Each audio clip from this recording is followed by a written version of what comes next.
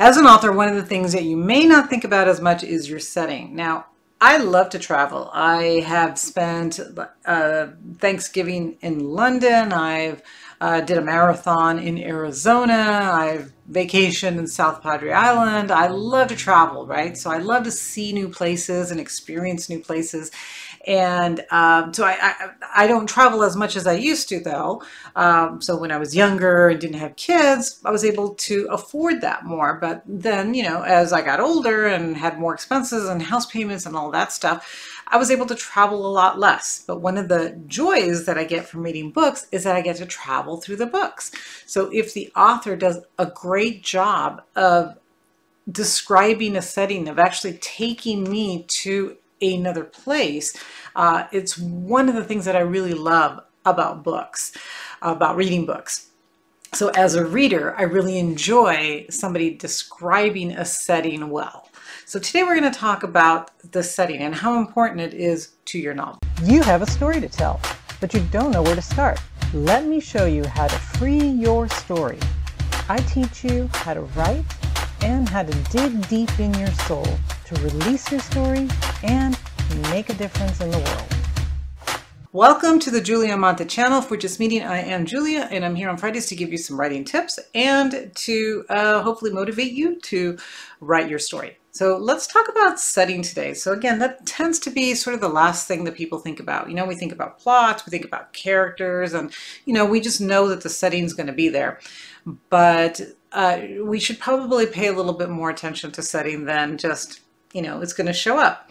Now, as much as I love reading about setting, and I love authors, you know, that actually do a great job of describing the setting, I'm not the most descriptive writer in the world. So I have to go back and layer in a lot of descriptions. And, you know, it doesn't matter at what point in the story that detail gets, those, you know, descriptions and details get put in there, but they do have to be in there. Because imagine that, you know, I said you're going to go to the beach. You know, I just really just put you in a white box, and I said you couldn't touch, you know, you couldn't touch the sand and have it run through your fingers. You couldn't smell the salt in the air. You couldn't hear the roar of the ocean and the waves coming back and forth, right? You didn't have any sensory details in there. Then, you know, would you really feel like you were at the beach, right? No, you'd feel like you were in that white box I put you in, because I didn't let you do anything. I didn't let you hear anything or see anything or touch anything.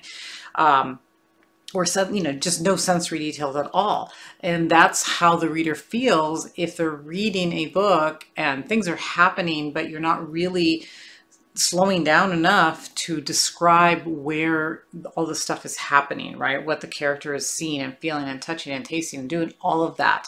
You want to make sure that you have those descriptions in there, because otherwise it just feels like this void and it doesn't feel like the person is actually there with you, that the reader is there with you. Okay, the other problem with not describing things well or at all is that if you don't do that, then the reader will add their own description. You know, they're not just going, if you said the beach, the character, the reader is not going to not know what a beach is. I mean, they've seen them even in photographs if they've never been to one. So they're still going to think of one, but they're going to think of one that they imagine. So maybe a picture that they have seen or a place that they have gone. And that might not be the beach that you want them to imagine. So if you fail to add the description, the reader will add their own description. And it might not match, again, what you're thinking. So for example, if I told you that I took my dog for a walk, what did you imagine? Did you imagine this little 9-inch I don't know how much 9 inches is, but a little 9-inch tall Chihuahua with that got red fur and pointy ears? And did you imagine that we were walking through little wood chips in an orange grove?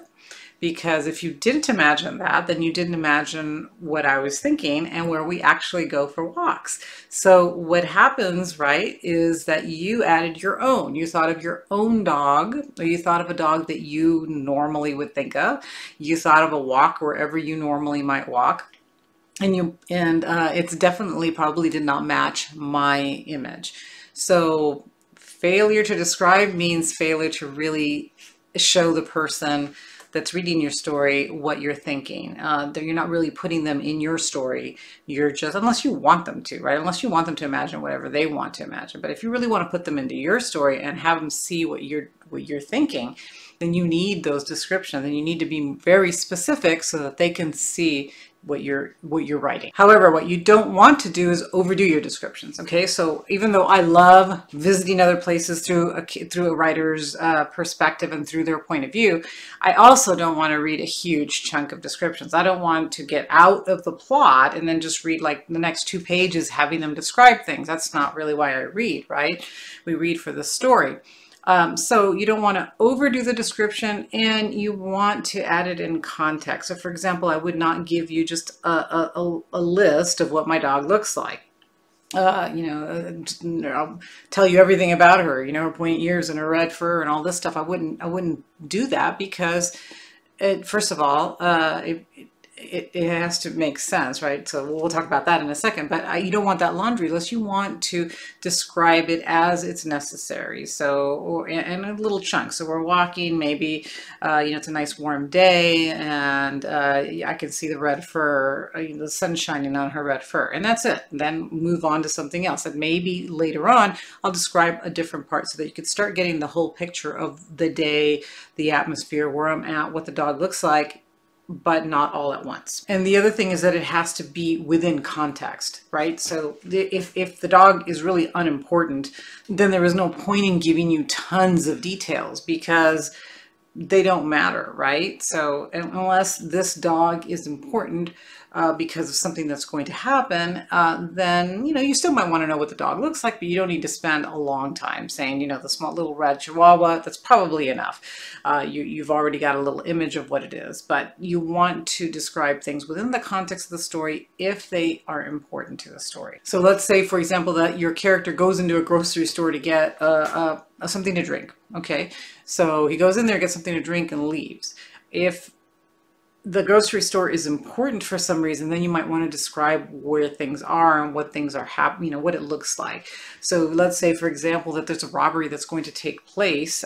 Then you might want to, it might be important where things are in connection to where the main character is, right?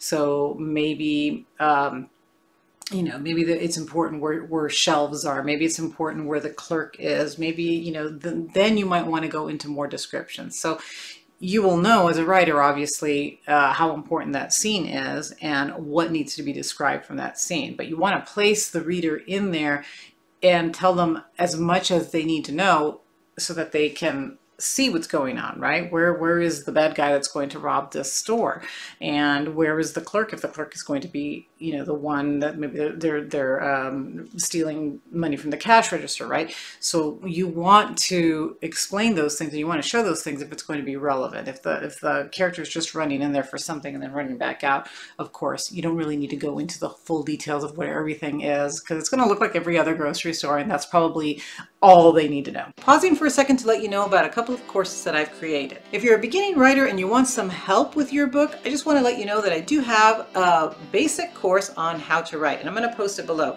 And if you're not a beginning writer, but you are more established and you're ready to publish your work, you have your novel written, I also have a publishing course, and I will also post it below, so take a look at it. Maybe they'll be just what you're looking for. All right, let's go back to the video now. The other thing is that you want to let your characters describe the place. So even if it's the most beautiful place in the world, right? If you went to Hawaii and it's gorgeous, you don't necessarily have to describe it that way if for some reason the character doesn't see it that way, right? If the character has gone through some traumatic event, even if they're in the most gorgeous place in the world, they might not feel that way. They might not see the lovely, flowers and everything. If they've just gone through a divorce, they might just feel sad, and maybe everything in the environment, even if it's gorgeous and beautiful, might make them feel bad. They might think of something that you know, maybe they were there with their spouse for their honeymoon, and now here they are alone and without anybody, right?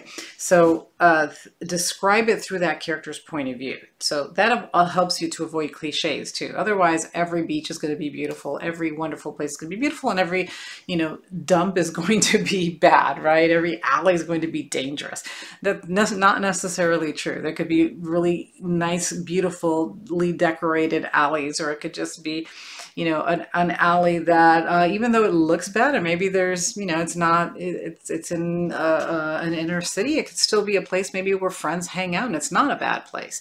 So think of it through the perspective of your character and describe it the way the character sees it. Now, because locations and settings do hold memories, this is also an excellent way to describe a setting through the character's point of view, and then maybe let the reader know a little bit about who the character was at a different time. So if they're returning to a town where they lived when they were younger, 15 years before, the character could describe locations the way that it is now versus the way that it used to be. And it gives you a little bit of an insight into the past of that character, who the character was, the kind of things that the character did. So remember that, you know, locations do hold memories, and you can use that to your benefit as you're describing locations. Bring in those feelings, bring in those sensations, bring in those memories, so that it gives you a fuller, deeper, richer story. And it's serving multiple purposes. It's explaining about the character, it's explaining about the location and the setting, and it's giving you a little bit of the past as well. Okay, and lastly, what you want to think about when you're doing when you're writing your descriptions is your language. It's very easy to resort to adjectives and adverbs, right? So I can describe my dog's fur as shiny and red. Okay, so that tells you a little bit about what she looks like, but maybe I don't even want to tell you about that. You know, I don't want to focus on those adjectives. I can just explain maybe a different thing, maybe tell you more about her personality, right? So maybe we had a lot of rain, maybe we are finally going on a walk to that orange grove, and she's very excited and running through the trees, and I can describe the location, the trees and the orange groves and all that using the dog, and showing you how excited she is, and how, you know, she's got dirt flying all over the place, and leaves because of the way that she's darting in and out of the tree, right? So bring in the verbs, bring in the action as you're describing the location, because it makes it more interesting, rather than saying, I could still tell you that her fur is shiny and red as maybe the sunlight goes through the trees, or as she's kicking up the dirt, right? You can see the difference in the fur as the trees fall on her and onto her red fur, right? So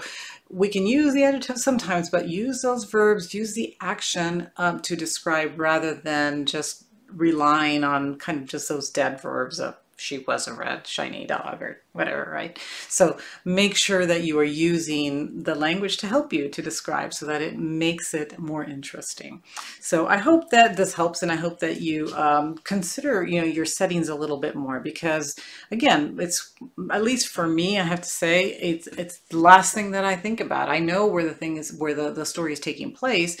And so I'm really focused on my characters. So I do write character-driven stories. So, you know, character is super important to me. Then the plot's important, and then the setting is kind of like, okay, yeah, I do need to add some descriptions and settings, and it tends to come last. The important thing is that it does come at some point. It really does have to be in there. So it doesn't have to be very heavy, but you have to have some description. You have to be able to take your reader with you to the place where your characters are, because they will enjoy it much more, and your story will be much better. So I hope that this has helped you, and that you consider adding, making your studies a little bit more inviting to the reader. So if you like this, please hit the like and the share button, and subscribe button, so that you will be notified next week, when I have another video up. All right, see you then. Bye-bye.